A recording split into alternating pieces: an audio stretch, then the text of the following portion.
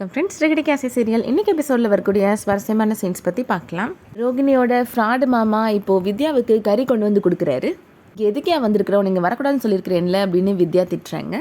மணிரத்னம் படத்தில் சிம்பு நடிக்க போகிறாராமே, என் கேரக்டர் ஒன்றும் அவரு கொடுத்துடலையே அப்படின்னு கேட்குறாரு மணி. இந்த படத்தில் எனக்கு சான்ஸ் கண்டிப்பாக கிடச்சிரும்ல, என் பேர் அதில் வரும்ல அப்படின்னு கேட்டுட்ருக்கிறாரு மணி.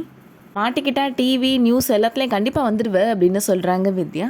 இப்போ நீ கிளம்ப போகிறியா இல்லையா அப்படின்னு திட்டுறாங்க. நீ ஏதோ மூட் அவுட்டில் இருக்கிறேன்னு தெரியுது பாப்பா, நான் கிளம்புறேன் அப்படின்னு சொல்லிட்டு போயிடுறாரு மணி. இதுக்கிடையில் இந்த குரலை எங்கேயோ கேட்ட மாதிரி இருக்குதே அப்படின்னு மீனா பார்க்குறதுக்காக வெளியே வரேங்க. யார்கிட்ட பேசிகிட்டு இருந்தீங்க வித்யா, இந்த குரலை எங்கேயோ கேட்ட மாதிரியே இருந்துச்சு அப்படின்னு சொல்கிறாங்க மீனா. நீங்கள் வந்திருக்கீங்கன்னே கறிக்கடை அண்ணிட்ட சொல்லி கறி கொடுக்க சொல்லியிருந்தேன், அவரோட குரல் தான் இது அப்படின்னு சொல்லி சமாளிச்சிட்றாங்க வித்யா. இதுக்கிடையில் ரோகிணி தான் தன்னோட அம்மான்னு தெரிஞ்சதும் கிருஷ் ரொம்ப சந்தோஷப்படுறான். ரோகிணி மடியில் படுத்துருக்குறான். இந்த காட்சியை நான் பார்க்காமலே போயிடுவேணும்னு ரொம்ப கவலைப்பட்டேன் அப்படின்னு ரோகிணியோட அம்மா சொல்லிட்டுருக்குறாங்க. நீ தானம்மா என்னோட அம்மா, எங்கள் ஸ்கூலில் வந்து நீ தான் என்னோட அம்மான்னு சொல்லுமா அப்படின்னு கிறிஷ் சொல்லிட்டுருக்கிறேன். என் கூட படிக்கிற ஒரு பையன் என்னோட நோட் புக்கெல்லாம் வாங்கி கிழிச்சிட்டு உங்கள் அம்மா வந்து என்கிட்ட வந்து கேட்க சொல்லுன்னு சொல்லி கிண்டல் பண்ணி சிரிப்பாமா அப்படின்னு சொல்கிறான் கிறிஷ். பசங்க கிண்டல் பண்ணுவாங்கன்னா அடிக்கடி வந்து கிறிஷ் சொல்லுவாமா அப்படின்னு சொல்கிறாங்க ரோகிணியோட அம்மாவுமே. நீ என் ஸ்கூலுக்கு வாமா, நீ தான் என் அம்மா, நான் எல்லாத்தையும் சொல்லணும் அப்படின்னு கிறிஷ் சொல்லிட்டுருக்கிறான். அதுக்கெல்லாம் ஒரு டைம் வரும், அது வரைக்கும் நான் தான் உன்னோட அம்மான்னு யார்ட்டையும் சொல்லக்கூடாது அப்படின்னு ரோகிணி சொல்லிடுறாங்க. சரிம்மா நான் சொல்ல மாட்டேன், ஆனால் எனக்காக நீ ஒன்று மட்டும் பண்ணுமா அப்படின்னு கிருஷி சொல்கிறான்.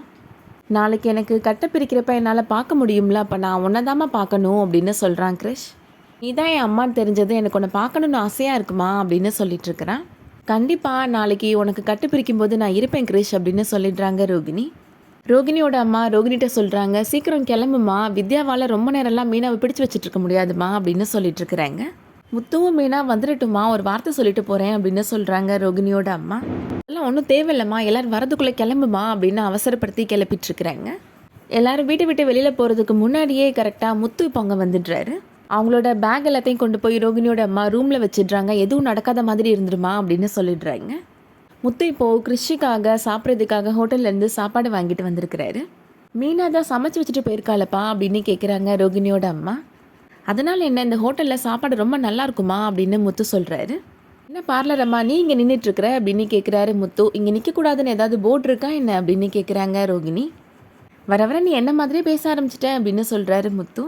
கிறிஷ் பாட்டிக்கும் கிறிஷுக்கும் சாப்பாடு கொடுத்துட்டு நீங்கள் சாப்பிடுங்க அப்படின்னு சொல்கிறாரு. நான் ரூம்குள்ளே போயிட்டு வந்துடுறேன்னு சொல்லிட்டு ரூம்குள்ளே போகிறாரு முத்து. ரோகிணி இப்போது அந்த சாப்பாட்டை கிறிஷுக்கு ஊட்டி விட்டுட்டுருக்குறாங்க. அதை முத்து பார்த்துடுறாரு. என்ன நடக்குதுங்க அப்படின்னு கேட்குறாரு. கிறிஷை சாப்பிட மாட்டேன்னு அடம் பிடிச்சிட்டு இருந்தான், ரோகிணி தான் ஊட்டி விடுறேன்னு சொன்னதும் சரின்னு சொல்லிட்டான்ப்பா, அதான் அவன் சாப்பிட்டுட்ருக்கிறான் அப்படின்னு சொல்கிறாங்க ரோகிணியோட அம்மா. கிறிஷ் தான் புதுசாக யாராவது பார்த்தா நல்லா ஒட்டிப்பான்ல அப்படின்னு சொல்கிறாங்க. கிறிஷ் சாப்பிட்றத பற்றி நான் ஒன்றும் சொல்லலம்மா, ஆனால் பார்லர் அம்மாவில் ஊட்டி விட்டுட்டுருக்குது அப்படின்னு கேட்குறாரு முத்து.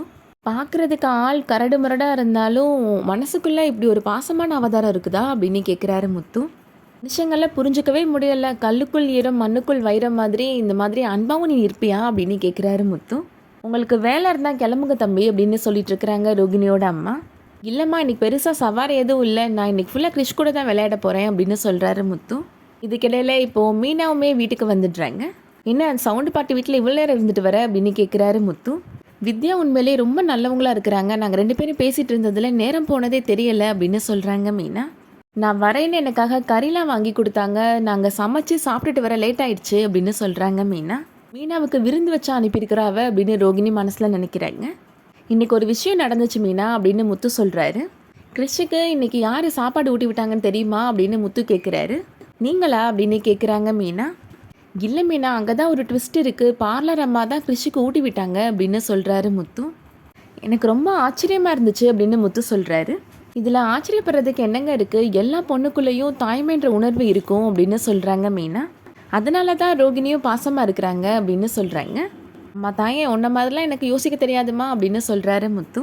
நான் என்ன இப்போ அம்மா ஆயிட்டேன்னா, என்னை பார்த்ததும் அம்மா தாயேன்னு தானே நீங்கள் கூப்பிட்டீங்க அப்படின்னு சொல்கிறாங்க மீனா. என்கிட்ட சேர்ந்து நீயும் நல்லா பேச ஆரம்பிச்சிட்டேன், நான் ரூம்குள்ளே போகிறேன்னு சொல்லிட்டு முத்து அங்கேருந்து போயிடுறாரு. கிறிஷிக்காக மீனா இப்போ ஒரு கண்ணாடி வாங்கி கொடுக்குறாங்க. நாளைக்கு கட்டு அவுத்ததுக்கப்புறம் இந்த கண்ணாடி போட்டு நீ பார்த்துக்கோ அப்படின்னு சொல்கிறாங்க மீனா. ரோகிணியோட அம்மா இப்போ அவங்க வராங்க. ஏமா உங்கள் கண்ணெலாம் சவந்திருக்கு, முகம்லாம் வாடி இருக்குது அப்படின்னு மீனா கேட்குறாங்க. நைட்டு சரியாக தூங்கலைல்லம்மா, அதனால தான் அப்படின்னு போய் சொல்லி சமாளிச்சிட்றாங்க ரோகிணியோட அம்மா. கிறிஷை பற்றி நீங்கள் கவலைப்படாதீங்கம்மா, நாளைக்கு கட்டை அவுத்ததும் எல்லாம் சரியாயிடும் அப்படின்னு சொல்லிட்டு இருக்கிறாங்க மீனா. நாளைக்கு கட்டை அவுத்ததும் நீ எல்லாரையும் பழையபடி நல்லா பார்க்கலாம் கிறிஷ் அப்படின்னு சொல்கிறாங்க மீனா. பாட்டியை கூட நீ நல்லா பார்க்கலாம் அப்படின்னு சொல்கிறாங்க. என்னோட அம்மாவை கூட பார்க்கலாமா அப்படின்னு கேட்குறாங்க கிறிஷ். எதுவும் உளறிடக்கூடாதுன்னு ரொம்ப பயந்து போய் நிற்கிறாங்க ரோகிணி. அதோட இன்னைக்கான எபிசோட் முடியுது. அடுத்து என்ன நடக்க போகுதுன்றதை வெயிட் பண்ணி பார்க்கலாம். இந்த வீடியோ பிடிச்சிருந்துச்சுன்னா லைக் பண்ணிக்கோங்க. சீரியல் அப்டேட்ஸ்க்கு நம்ம சேனலை சப்ஸ்கிரைப் பண்ணிக்கோங்க. தேங்க்ஸ் ஃபார் வாட்சிங்.